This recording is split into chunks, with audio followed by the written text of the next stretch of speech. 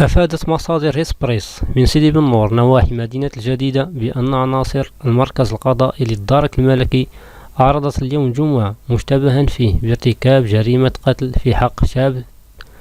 حق شاب 30 على ممثل الحق العام باستئنافية دكالة لاتخاذ المتعين في حقه. وأوضحت المصادر ذاتها أن شابا في عقده الثالث كان قد تعرض للاستدراج إلى مكان خال من قبل غارمه المشتبه فيه الذي يشغل عون سلطة برتبة مقدم بمنطقة العونات إقليم سيدي بن نور قبل الإجهاز عليه بسلاح أبيض تاركا إياه مدرجا وسط الدماء.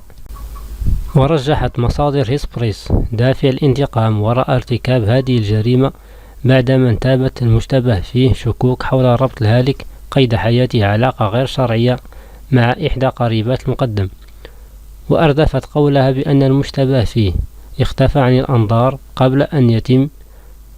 قبل أن تتمكن عناصر الدرك الملكي بجميع فصائلها بالمراكز الترابية والقضائية التابعة لكل من الجديدة وسيدي بن نور من تحديد هويته ومكانه في تنسيق أمني ناجح اعتمادا على الأبحاث الميدانية والتقنية. وأمرت النيابة المختصة بالدائرة الاستئنافية الجديدة عناصر المركز القضائي بسيدي بن نور بالاستماع إلى إفادات مشتبه فيه بخصوص علاقته بجريمة قتل 30 وكشف جميع ملابساتها